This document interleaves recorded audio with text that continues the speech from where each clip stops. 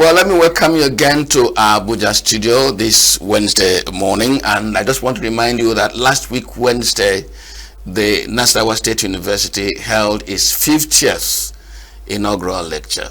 And that will be the 10th inaugural lecture under the present Vice Chancellor of the university. Now, that inaugural lecture was titled, permit me to read, Unlocking Wealth and Leveraging Entrepreneurial Knowledge Ecosystem, Understanding Capital Harnessing Essentials. Quite a mouthful. If you're not within that intellectual community, you might find it a little difficult to break, but we're going to break that down this Wednesday morning. And the professor who delivered that inaugural lecture, the first Nigerian professor of the capital market, Professor Uche Owaleke, is my guest this morning. Professor Owaleke, welcome to the program. Thank you so much. My pleasure to be here. Great. Professor Owaleke, you know that the intellectual community has a way of being a bit esoteric. So it requires some measure of understanding to follow your line of argument, to follow your presentation, to follow the details of what the eggheads want to put across to us. But this morning, we decided to synthesize issues from that lecture as Nigeria's capital market, kind of the hidden treasure, the hidden wealth in Nigeria's capital market. Will I be right to say that indeed there's hidden wealth in Nigeria's capital market? Yeah, absolutely. You would be right to say that. But generally speaking, at the macro level, Nigeria has a lot of hidden wealth, not just in the capital market. The capital market represents an enabler, okay, a major source of funding that is required to unlock that wealth. Because for you to unlock wealth, you need resources, you need sustainable resources, and that sustainable resource, medium to long-term funds, are sourced from the capital market. So essentially, if you noticed, the title of that inaugural lecture is actually the acronym of my name. So when you hear Unlocking Wealth and Leveraging Entrepreneurial Knowledge Ecosystem, I just used my surname Owaleke to coin it. Okay, if you pick the first letters, it's Owaleke. And then the other one, Understanding Capital Harnessing Essentials, again is Uche, if you pick the first letter. So essentially, I spoke on Owaleke Uche and how that connects to the capital market, because I said, I argued that for you to unlock wealth, you need knowledge, you need know-how, you need competencies, you need skills, and you need a supportive environment. So I called, I decided to refer to all of that as entrepreneurial knowledge ecosystem. Ecosystem now referring to that entire supportive environment, all the actors that come into play, to be able to do that. Now I started by making if you like, revealing the philosophy behind that title.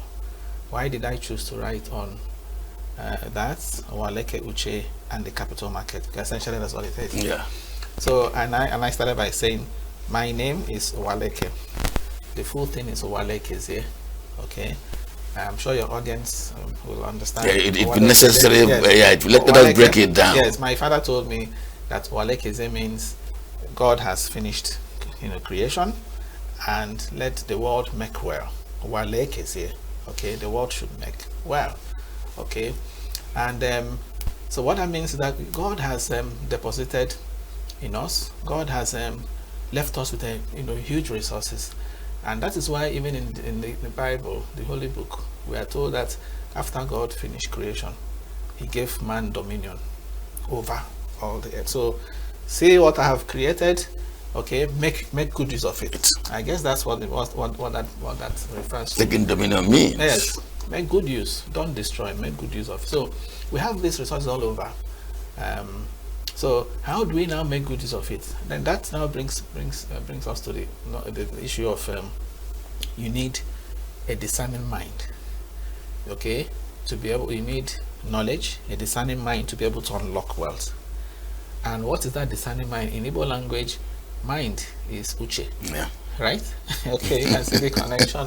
So uche is mind. So that's why people say akona uche. Akona uche, uche means you have to have that the ability to discern and the ability to also make wise decisions. Exactly. So that precisely that's what it is. So but to drill it down further, okay, I started by saying that if you look at our country Nigeria today, we are often described as rich, okay, and yet poor. So you have rich poor. You have a case, a contradiction. A contradiction. In English, people call it, in the figure of speech, or oxymoron. They have two contradictory words, rich and poor. Why are we rich?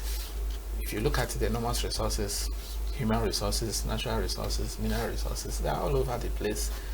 Okay, land area.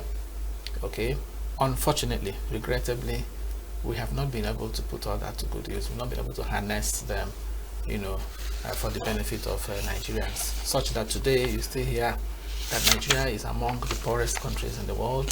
You hear over 133 million Nigerians are multidimensionally poor.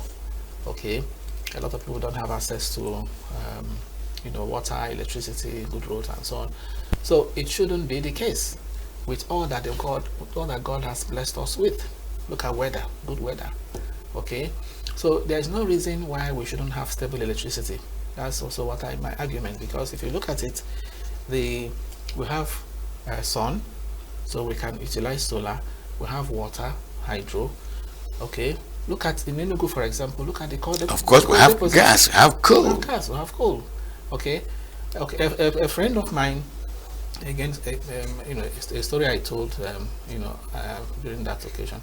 A friend of mine told me that they wanted to set up an industrial park in Enugu, and they brought some Chinese investors, to do that. That was long before this present administration, yes. To do that. And part of what they did, the feasibility study, of course, when you're doing an industrial park, you have to be concerned about power. How do you generate power? So they went to the coal, deposits, the coal area, and after surveying that area, they said what they saw, that if that place is properly harnessed, that the coal deposits in Enugu can power, generate electricity for entire Enugu state, Anambra state, parts of Benue, parts of Kogi, okay, such that all of that area will depend less on national grid. So you take them off the national grid. So you can see the kind of resources that we have. God has deposited here. We have. So that is the whole idea, that we have all these things, we need to harness them, and it's not rocket science.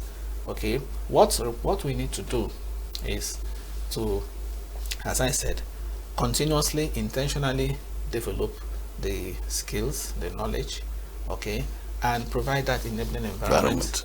Okay, get the required funds to be able to do that. That is now where the capital market comes in. The capital market is there to provide you with long-term funds that you can now use to make all these things possible. Prof, I was waiting for you to come to this point of the capital market. Yes. Because I've read through this your lecture again and again, and the more I read, the more stupid I look. Because I ask myself, yes, was all this available? Yes. And yet we are not able to take decisions? And let me start from what the condition. What makes a company fit and prepared to get into the capital market? Okay. How do I qualify, for instance? Because, Prof, from your side, you can talk about raise the capital, blah blah blah. Yes. And one of my colleagues said that Nigeria is joking when it comes to the stock market, that the number of companies in Nigeria make a ridicule of the concept of capital market. So why is it that Nigerian companies don't get into the capital market? What should qualify them? Okay, very, very good question. Well, when we say the capital markets, actually, we are referring to any arrangement that facilitates the mobilization of long-term funds. So you have, if you like, you have two extremes. One is the what we call the surplus units, those that have money, down the one end. Okay, at the other end of the spectrum, you have those that need the money. So the capital market is simply any mobilizes these funds from those that have to those that need the money. Okay, when we say money, we mean it long term. Yes, long term. Okay, of course we know we have the money markets where short-term funds are mobilized. So that is what the capital market is all about. Now what you're saying is you're referring to the exchange. The exchange is simply a platform that makes that possible. So you have, in between you have the exchange. For example, you have the Nigerian exchange, which used to be called the Nigerian Stock Exchange. Okay, now it's called the Nigerian Exchange. Okay, so that's one platform. You have other platforms too, but the main one in Nigeria today is the Nigerian Exchange. Okay, so now the Nigerian Exchange is, as I said, a platform that enables companies to come and raise funds. It's not only companies though, the government too, to come and raise funds. Okay, remember that the government of Nigeria, every year you hear budget deficit, meaning the expected revenue is less than expected expenditure. So what usually happens is that the government goes to borrow, and sometimes it is the capital market they go to borrow. I'll come to that. Yeah, so government borrows, companies borrow. Now you asked a good question. Why is it that we have so many companies in Nigeria and not many of them, you know, at least they come to that exchange to borrow? So as we speak, you have 151 companies, you know, listed there. Whereas in a country like South Africa, you have 274, and Nigeria is supposed to be bigger in size. Even in terms of economy, even by the time the rebased GDP figure is out, you'll also see that Nigeria's economy is, you know, bigger. So we have fewer number of companies there than, say, in South Africa.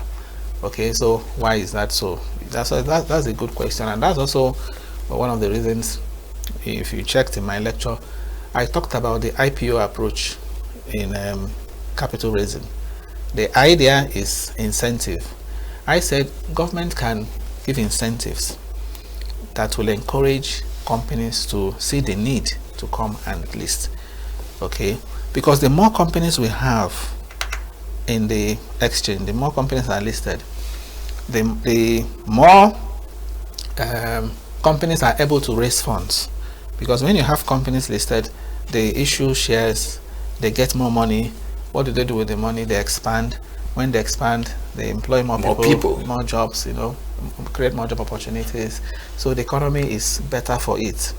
Okay, so that's why we need more companies to come, because companies expand on long-term funds, not on, because when you go and borrow from a bank, you can't say there's a limit to what you can do with the money. But when you have a fund that gives you maybe 10 years before you can pay back, okay, that allows you to really invest and expand. So we need companies in the market. So I talked about incentives, and it's also used in other countries. What type of incentives? Fiscal incentives, tax incentives. The government, for example, can say, if you list on the exchange, for the first 1 year you don't pay tax. So that will encourage many more companies to list. Okay, right now, if you list, no incentive from the government, you still pay tax, you still do everything. And of course, you know, there is a cost to listing. That's why many companies also run away, because when you list, you have to, every year you have to pay some money. It also costs you to bring your company to, you know, to list. Exchange list. Yeah, so you have cost implications. And then when you also list, your affairs, your accounts, everything becomes open. You know, some people too may not like that. Okay, that's, you know, you see some companies, they want this privacy, confidentiality about their books. They don't want their books open. But as soon as you list, one of the requirements is that you must submit your financials, audited financials, that must be made open. You have to even put on your website. Okay, that is why today, if a company like Glo, Glo, you don't find Glo is not listed. Okay, part of the advantages, if you like, of not listing is that Glo, if you can't, if you're looking for the books of Glo now, you may not see. But that of MTN, they must publish it because MTN is listed. So MTN's books affairs are open to the public. Yeah, let me put you a little bit under pressure. Yes. Isn't there a profit? Isn't there an advantage? Yes. The companies benefit from listing. From listing. Yes, the major advantage is ability to raise more money. Good. Ability to raise funds. So if you list now and you need more money, all you need to do is to issue shares. Yeah, because Prof, I see a number of Nigerian companies struggling to use family funds, friends funds, really struggling. Whereas there's a platform to raise the money. Exactly, you're very correct. The major advantage of listing is you have more opportunities to raise money. Okay, long-term funds. So it is there, and companies know that. But there are companies that will tell you that whatever amount of money they need, they have other sources. They can use rather than coming to raise money from the public, asking the public to bring that money. Okay, companies like Olam, for example, these big companies in the agri sector, they tend to think that if they need money, they have their other companies that can support them. So they don't, except you use incentives, those companies may not want to list.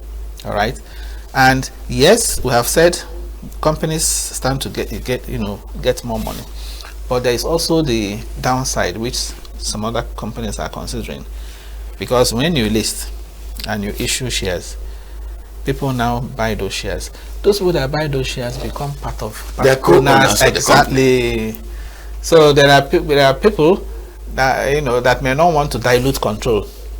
They still want to be the owners of the company, because the moment you list and issue your shares, you have many more owners coming, and before you can take any decision, you must that's go through a regular process. The shareholders must approve and so on. So they may not want that. So it has advantages and some demerits, but I think overall the advantages are more than the disadvantages, which is also why I'm saying the government too has to come to enable that. Yeah, you just mentioned incentives as one of the things to use. Yes. Which other instruments? Yes, incentive.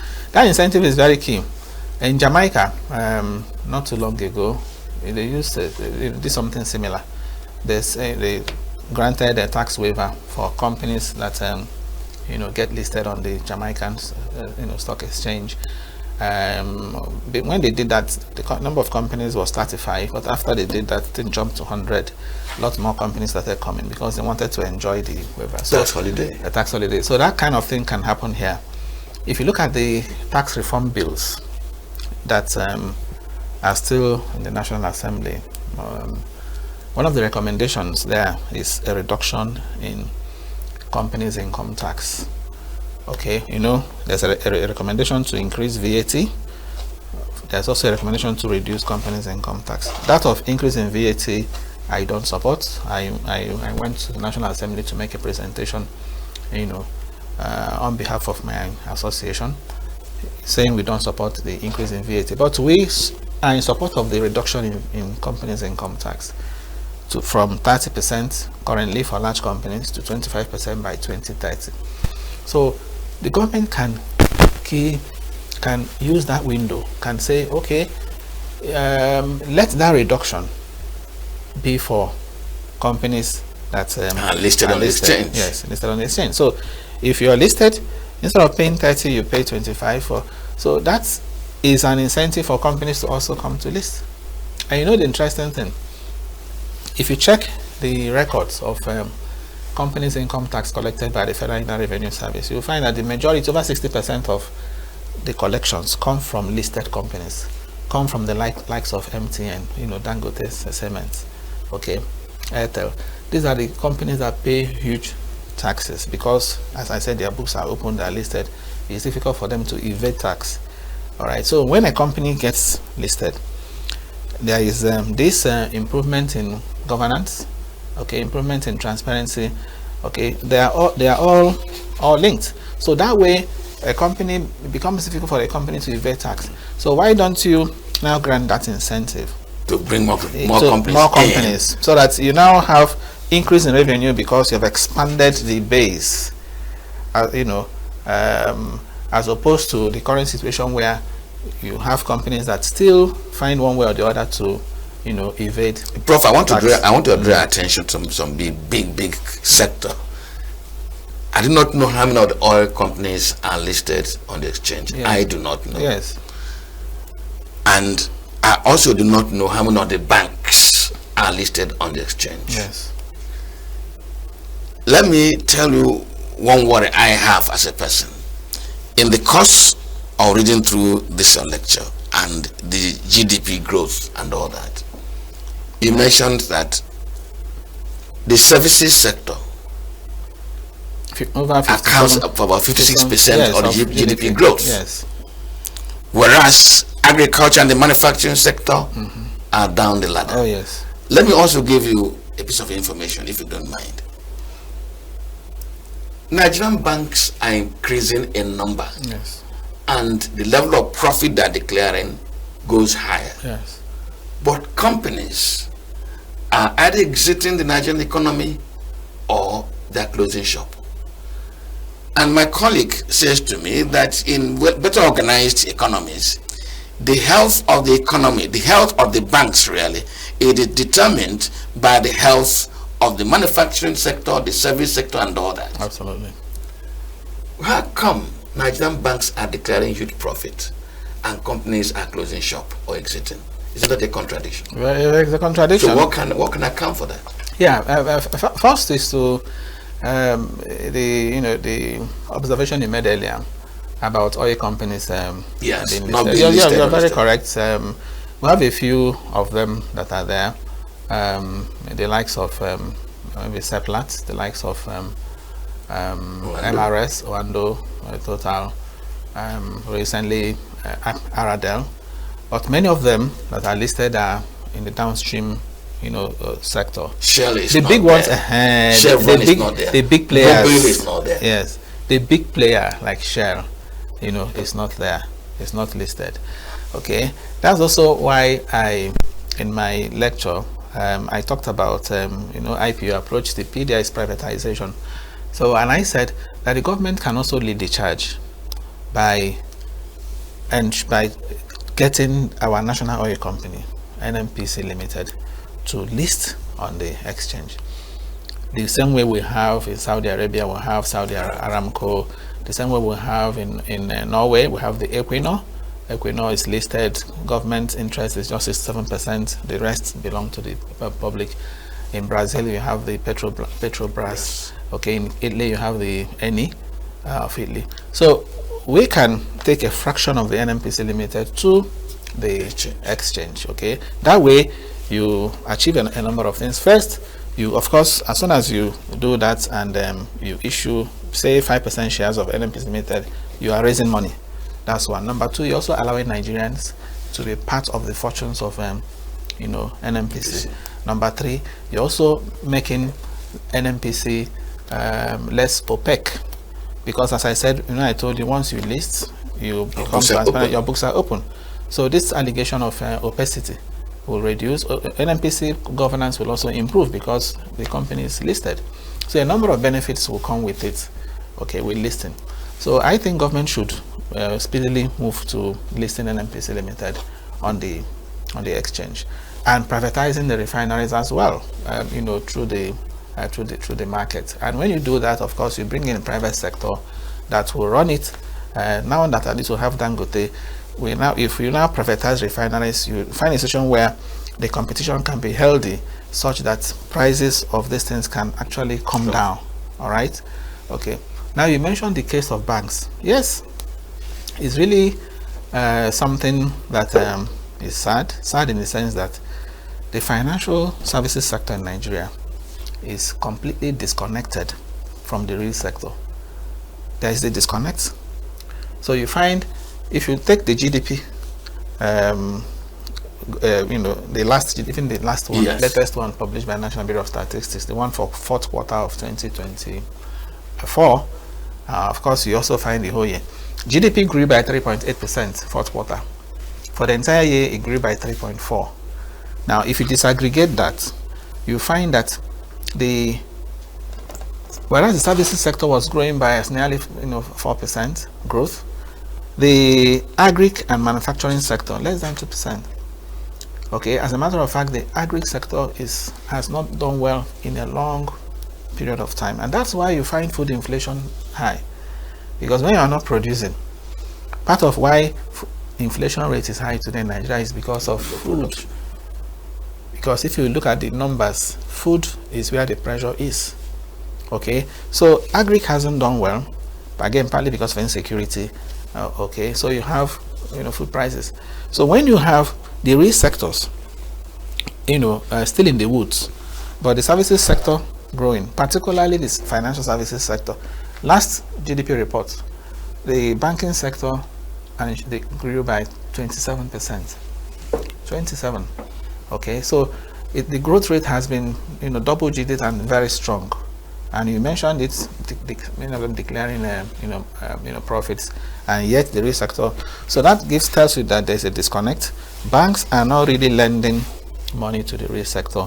Banks are using their money to do other things, including in the playing in the forex market, making gains and declaring mouth-watering profits, while the real sector suffers. And that's why I've always made this case that, because to some extent you don't blame them, banks are we call them commercial. Thank you. They're commercial banks. So businesses, they want to maximize profit. All right. Okay. That's why government has to give more attention to the issue of development finance institutions. So government needs to strengthen our development finance institutions, not only by way of recapitalization, but also by way of restructuring them. The Bank of Agriculture should be restructured and recapitalized to be in a position to play its role, to lend.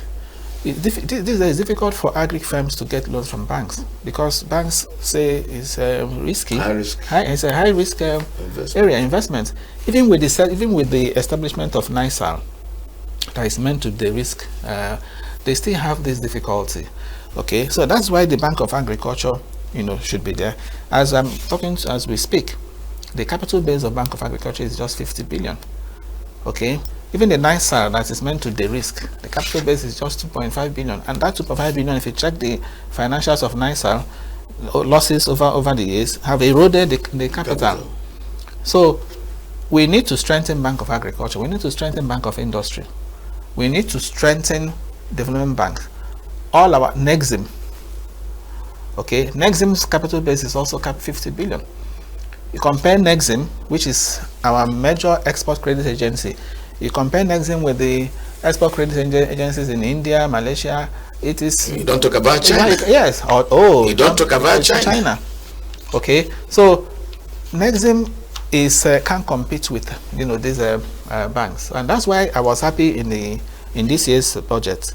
Okay, the president was talking about recapitalizing these institutions, and that is the way to go. Really, you need to put them in a position to be able to lend to the real sectors, so that the sectors can also begin to grow. Because if you leave it to the banks are not going to do that side. They are profit oriented, okay, and they will always want to maximize profits. Yes, the banks are there. The banks are listed. Many of them are listed on the exchange. And if you also notice, anytime you hear the stock market is moving up, okay, check.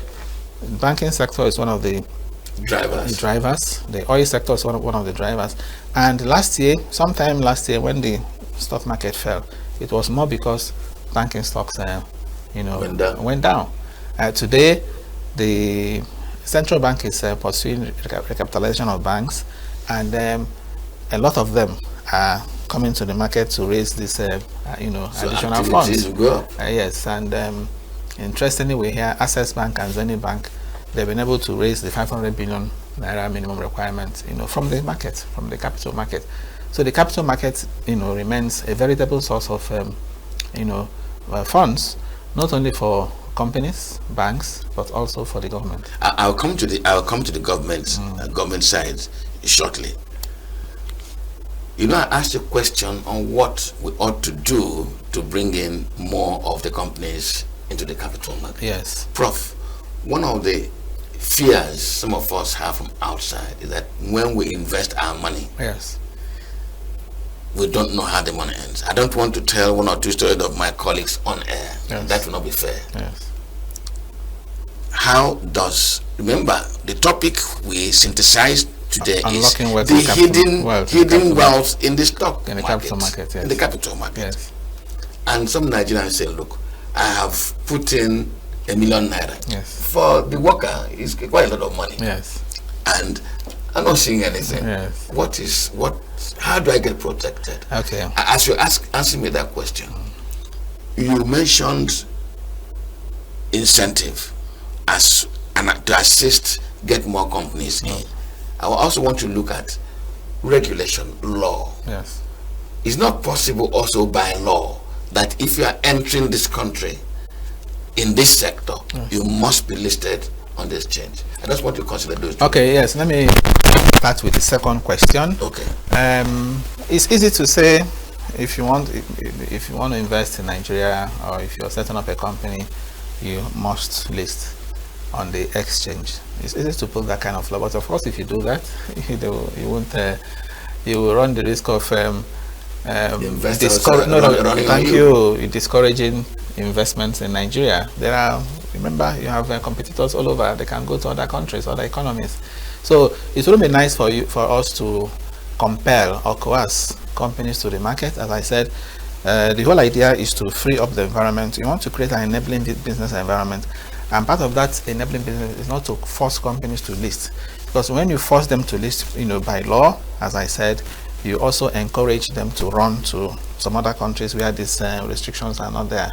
Okay, it's akin to saying you also want to have laws that will stop them from repatriating, profit. So we want to open up the economy for foreign investments, and when I say foreign investments, I mean foreign direct investments, because that is what counts. If you look at our story in Nigeria today with respect to investments, if you look at the records by the National Bureau of Statistics Capital Importation Reports, the latest one we have, second quarter 2024, it shows a very worrisome case.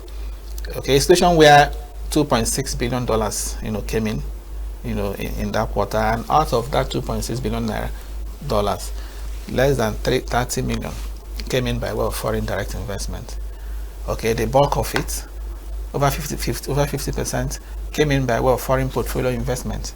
Foreign portfolio investment is when investors come, they buy your, securities, short-term securities. Okay, of course, those ones are short-term. They can leave at any time.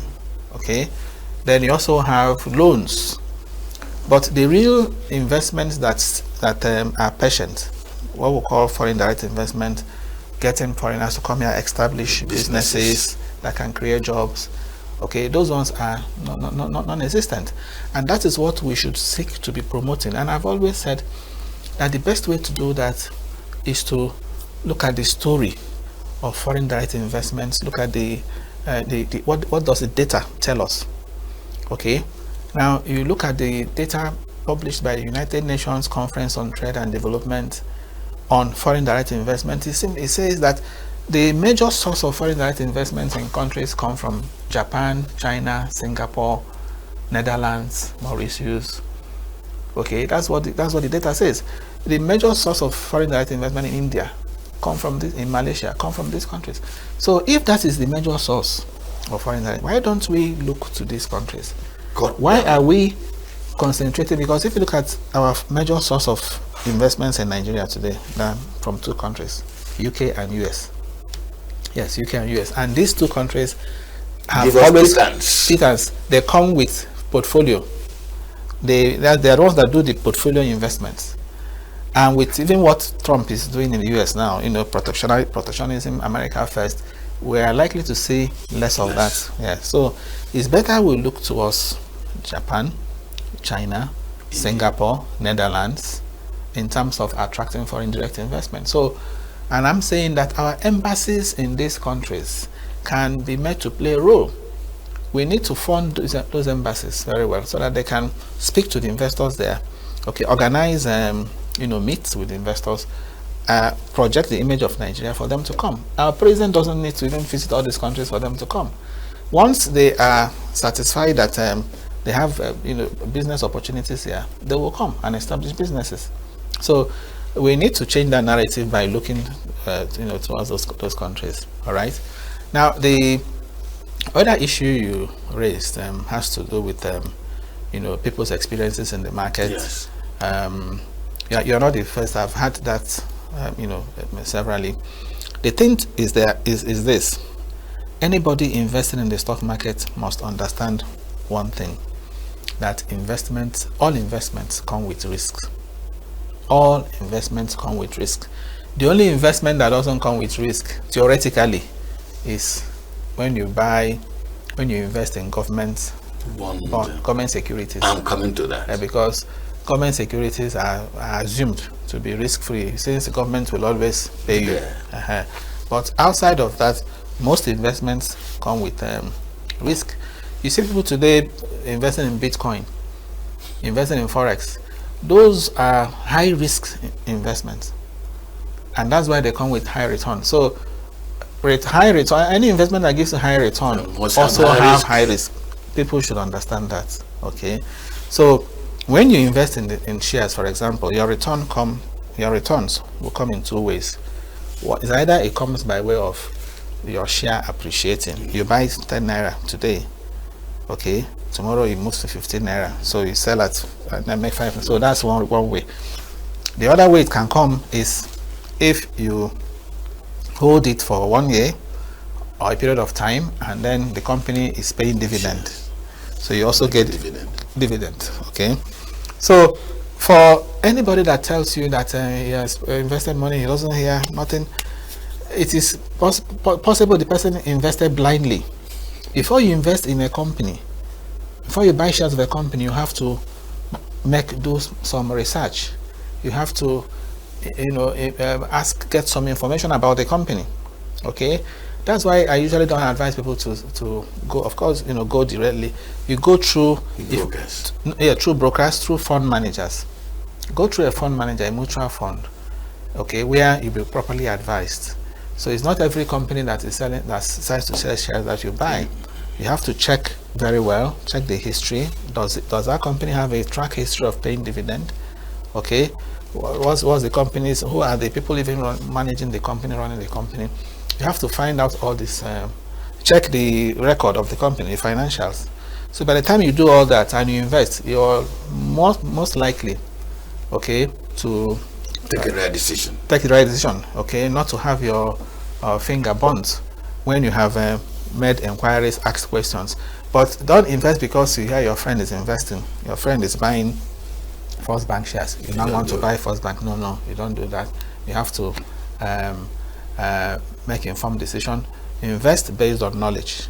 Okay, that way you won't lose, because records have shown that over a period of time, investing in the stock market has actually paid when you have taken the right decision. As I said, ask questions, make sure you're dealing with a licensed broker or a licensed fund manager. Yes, make sure when people come and tell you, put your money, after 1 month you get 30% return in this investment, run away from that kind of things. Ask the person telling you, is he registered with deposit schemes? Very dangerous.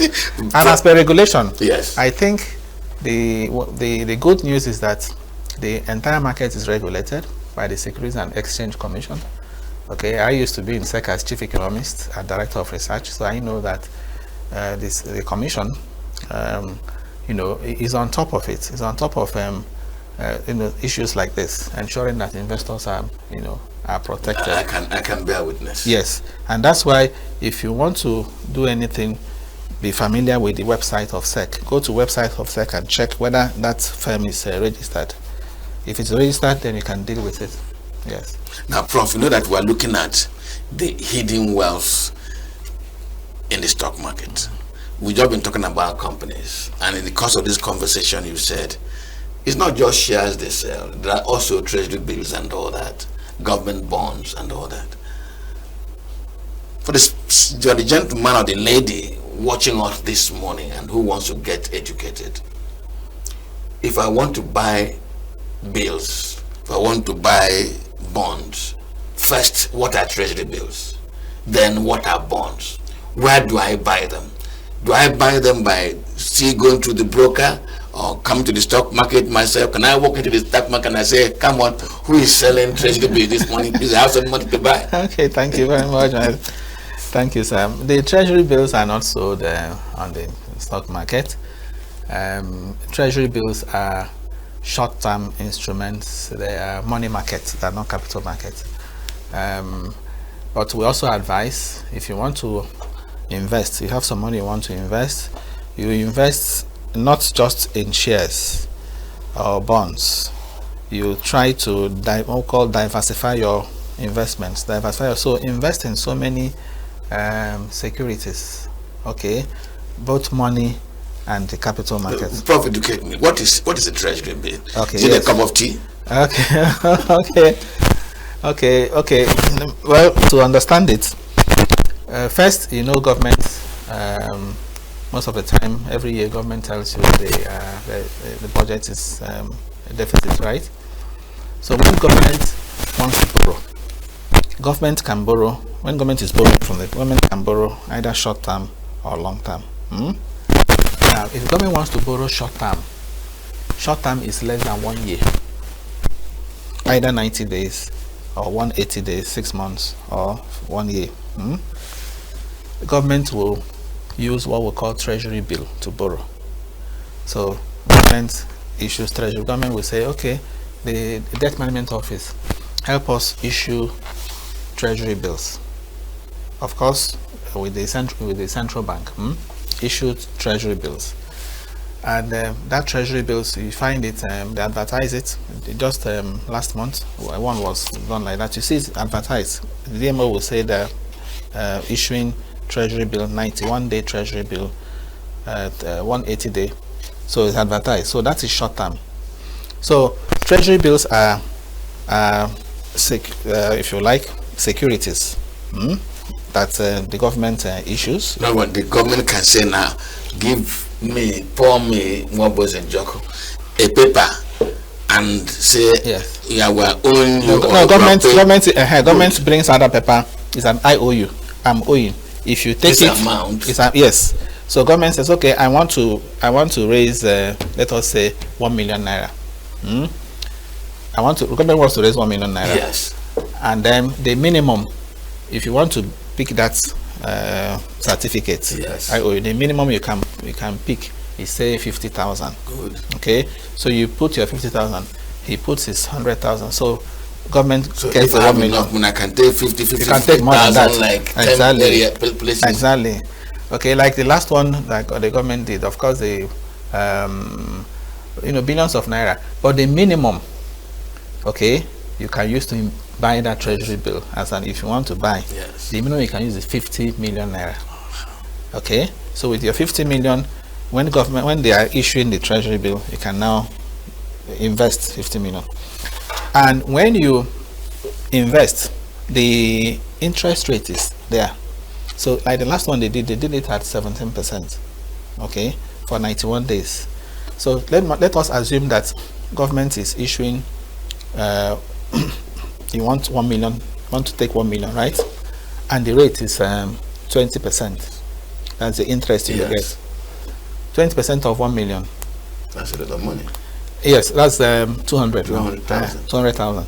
So it means that when you are paying, because for treasury bill, you take your interest upfront.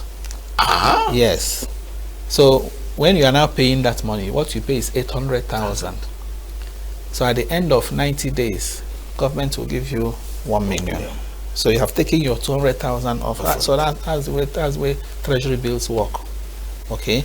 You know, I've told you the minimum is 50 million at the point of issuance. Okay. But suppose government had finished issuing, that they had closed, and you still want to buy treasury bill. Okay. That means you have to buy it from somebody who already has. That one is called secondary market.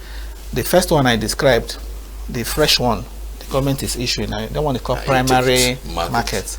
So when they have closed and somebody is still interested, those who bought that primary can now want to resell. So that is called secondary market. Okay, we must now go through a stock broker. Okay, to be able to get that one, because that one is second hand now, right? So a stockbroker will now help you, and that one you don't need up to 50 million.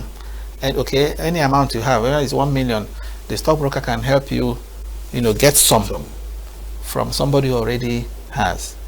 All right, and even if you want to buy from that initial one and you don't have up to 50 million, remember the minimum is 50 million, but you don't have up to that, but you still want to buy that first one, the primary market, you can now go and put your money with some others. They pool the money. Okay, that's what the mutual funds will do for you. Okay, so if you go to the mutual fund companies who have the licensed ones, you know them. So anytime you see advert for treasury bills and you want to buy, go to them. Have a fraction of it, you deposit. You don't have 50 million, they can help you to do that. Get one, maybe 20 million. Exactly. But if you have up to that, okay, you can also go through them, or you go to the bank. You go to the bank and get the treasury bill. This is advertised, because I'm raising this question because a number of us sitting down or watching, what are these people talking about? I never heard about them. Now there's some money here and I cannot make them. Yes, in the newspapers, anytime the government is issuing treasury bills, you will see it advertised. Debt Management Office will advertise it. The one they did recently, in fact, in many platforms, will manage share. When you don't know about something and you see a notice, you may not take interest because you don't know about it. But that's I'm happy with this kind of program. I'm sure a lot of people watching us now will have an idea of what treasury bills, and that is good to invest in treasury bill because it is safe, it's secure, and remember what I told you. You get your money upfront, so you get your interest upfront. After 90 days, you get back your principal. If you are buying the one of 180 days, or the longer, the higher the interest. The one of 90 days, 17% interest per annum. The one of 180 days is 18%. The one of 1 year is 18.45%. So the longer, the more the interest. The longer you are able to wait. Okay, so it's a very good investment, 1 year.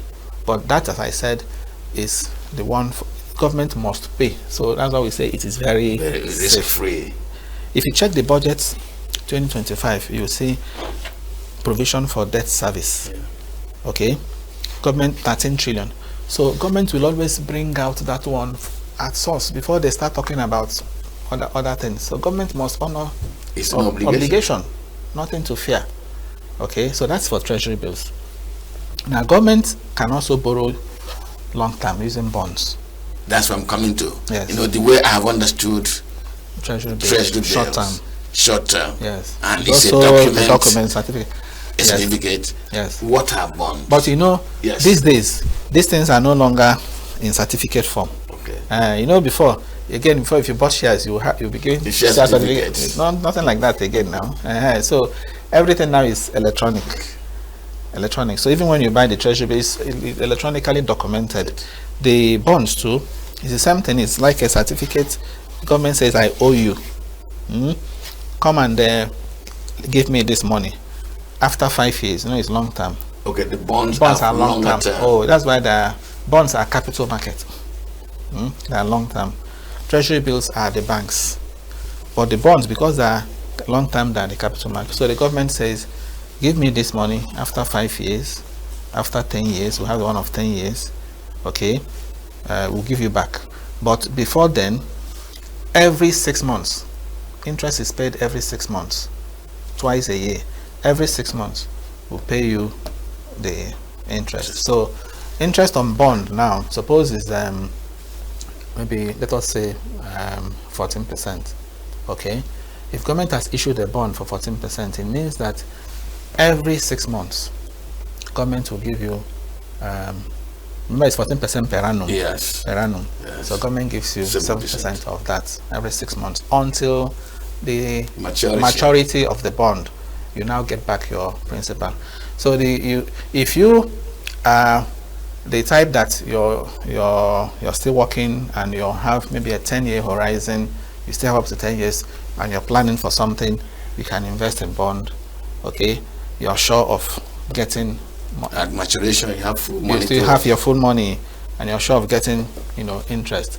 But if you are the type that you have just received your, maybe you retired, you received your one bulk money like that, okay, you're not looking at long term, short term, you do treasury bills. Okay, get the thing up front. After 6 months, after 8 months, after 1 year, you still get back your money. Okay, so the kind of investment you do, of course, is also a function of your age. And it's also a function of your risk appetite. Are you the type that likes taking risk, or you're the type like me? I'm not a risk taker. I'm a conservative person. So when you tell me take it bit by bit. Bit by bit. So when you tell me get 30% every month, so I don't like that. I want my own to come. I want steady income, and I want my capital to be preserved. And because of that, then I know the kinds of investments I do. I know the way I build my portfolio. I know the kind of stocks I pick. Okay, in the stock market, that's why you need advice too from them. In the stock market, there are stocks too that move this way. They are volatile. Today they are high, today they are down. There are people that like those ones. Okay, they are the risk takers. Those ones can give very high return. So they monitor it so that they know bottom they buy. When it is going up, they throw it away. So those ones, there are people that are very good at that. Okay, that's what they do in the market. But those ones are more of speculative activity. And as I said, it's also risky. You must be on top of it. You must monitor the market on it. But it's not everybody that have that. Time. Yes, not everybody have the time to do that. And that's why the best approach, if you are investing in the market, is to deal with the fund managers. Approach a firm. You can even agree on the type of returns you require. Let them manage it for you. So for me, that's the best bet than say you are telling somebody, buy me this one, buy me that one. Okay, you are not there to monitor. Anybody making investments in the market, just as we agreed, that market has hidden wealth. People have made money from the market. I'm sure you've heard of Warren Buffett, one of the richest men in the world. How did he make his money? It is through the market now. Yes, even Dangote we hear today, richest man in Africa. Okay, but when you hear richest man in Africa, is it that he has money that is more than every other person? No, it is because of his investments in the market. So when they want to value Dangote, they look at his companies in the market. They look at Dangote Cement, the price of Dangote Cement, because he owns majority shares, over 90%. Sugar. You look at Dangote Sugar, look at Dangote Flour. So all these companies in the market, when they value that is wealth. Well, we're looking at the hidden wealth in the stock market. My guest, Professor Uche Owaleke, Nigeria's first professor on the stock market. We've been talking. I'm getting educated. I also wish that you follow us in this conversation to also get educated yourself, because you could pick something that could determine the future of your own domestic economy. Who knows? We'll take a break now, and we'll return. We'll continue with this conversation. Please stay with us.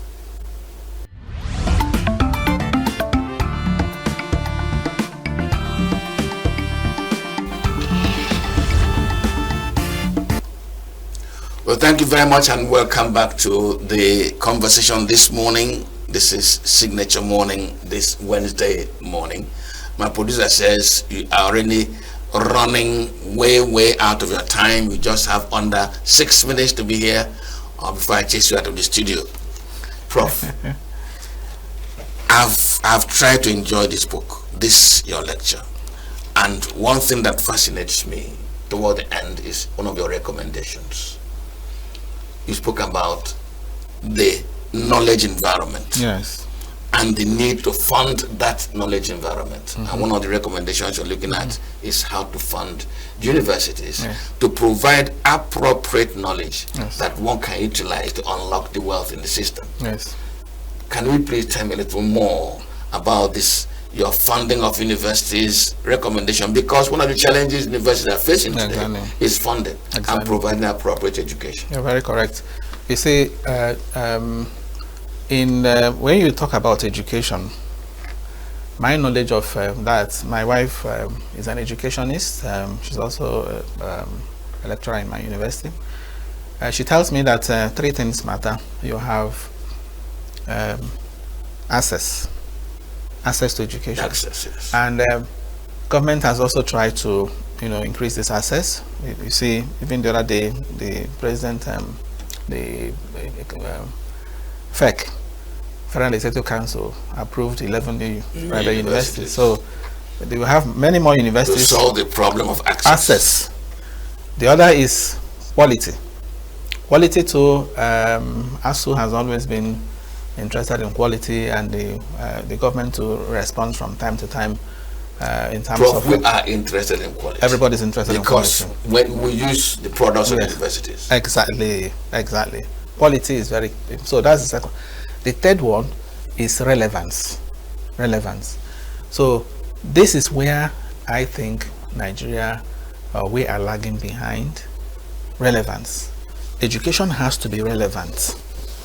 Today in Nigeria, we have so many challenges. To what extent are we using are we leveraging education to solve these challenges? Okay, that's relevance. You have today you find a lot of Chinese, you want to do roads. Chinese companies are the ones doing roads. You want to bridges, Chinese rail, Chinese. Okay, so when will Nigerians ever get to learn to do these things? And yet we have universities that have been running civil engineering for years. Okay, so my point is, let's make our educational system functional. Let's make them relevant. Let's link them to our national link education to industry. Industry, that's the point. So today you're saying productivity is low, something is low. Why can't we use the universities to achieve that? We have universities of agriculture today, specialized universities. We don't know, we can't evaluate their output. What is their output? To what extent are they contributing to solving these our agriculture challenges? We have Federal University of Technology today. What role are they playing in our industrialization effort?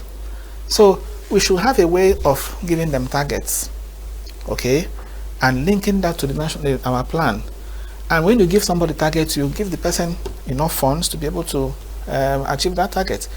Today, what do? You look at the budget. What under Ministry of Education, you see allocations, Federal University of this, Federal University of this, and I'm saying those allocations are not performance based. You have to allocate funds to them based on their output, based on their target. All right. So we need to change the way we fund education, even and the way we think about education. Yes, we need to link them, and that's why I'm of the opinion that in view of the scarce resources, of course, with the funds are not, you have budget constraints. Why don't you now prioritize? Why don't you have a scale of preference to say, okay, these are the programs that we think are most relevant to our national goals. Where do we want to be in 5 years' time, in 10 years' time? What are the things that we must do? Okay, we want to be, for example, let us in the next 5 years we want rail. We want to do rail infrastructure. We want Nigerians to be even produce them. Yes. Okay, why can't we now mount railway engineering in many universities and fund them, so that in 5 years' time we want to now see people that have the skills to build rails. That way you conserve forex, because they are not going to come here to do that. Okay, so I now said we should have what we call pillar courses. Let the Ministry of Science and Technology, let the Ministry of Digital Communications, let the Ministry of Education, okay, Let the Ministry of Budget and National Plan, let the four come together, identify what I call pillar courses, and courses that will require special funding on part of the government, which I call AMIE courses. Agric, one of them. A is for Agric, M is for Medical Sciences, I is for ICT, and E is for Engineering. Let's focus on these. It is not to undermine other courses. I studied economics, accounting, finance. Okay, it's not to undermine courses in the social and management sciences or undermine courses in the arts, English, and so on, history and so on. Okay, it is to recognize that we have to build the society. Yes, because when these ones are also doing well, when we have enabling infrastructure, these other ones can also thrive. We cannot, because we have scarce resources, we cannot say we want to distribute them equally to everybody. I give an example. Look at this loan thing, the NEL fund. Yes. I read recently that they have been able to do 20 billion. What they have done is 20 billion. What they call institutional loans, 20 billion. Individuals, the ones that have given pocket money, 12 billion. So total they have done is 32 billion across 133 institutions, affecting 192 or so thousand, students. And I'm saying, you see, and they say they don't have enough to meet all the people that have applied. Okay, and these all the people that have applied include those that are studying psychology, those study. You understand what I'm saying? Again, I'm not undermining those courses. No. So why don't we prioritize and say, let the people that in these pillar courses, get these things. Is when we have first line attending to them first. Yes. So that because you check the number, I looked at the number of, I took the data from National NUC. The number of people in these programs, just 25% of total number of students. So why don't we ensure that we are having enough people in agri science? Nobody studying agri science or related agri engineering should leave the university system because of money. Nobody studying ICT, in all this engineering, because yes, and we need this specialized. Because as I said, if you want to look at our transport system, the best way to approach transport for an economy where population is growing, 200 million, is not road, it's rail. It's rail infrastructure. You came to Kefi the other day. Imagine if we had the rail from Kefi to. I wouldn't be driving from here to that. Look at the traffic. So it is rail that will carry to bulk. So if we have that, we now set targets. We say by so time, we need our people to build these coaches. So instead of sending 30, 60 people, the one I read the other day, to China to go and study, and then come back, you will establish the university here. Okay, bring those people, if we can bring them and pay them, let them come here, and so that by the time after 5 years, our people will have acquired the skills. That's the entrepreneurial knowledge you are talking about. Yes, I'm talking about. Well, I said to you that 1 hour will not be enough for this conversation, because my producer has told me that he was going to get me off the studio. He's the authority here. What will happen really is that I will corner Professor Waleke again, because there are issues in this lecture we have not addressed, many of them, and see whether he can factor us into his schedule, because he's a man being invited here, there, and within both government and private, and of course he's also a lecturer. Prof, the only thing I can do is to thank you for coming. Thank you too. Thank you, my pleasure. Yeah. My pleasure. Thank you very much. I'll be happy to come again. Thank you very much. Thank you. And that's how we call it a day this morning, just to wish you that you invest the rest of your time for the day and enjoy yourself. My name is Mwabu Njoku. Good morning.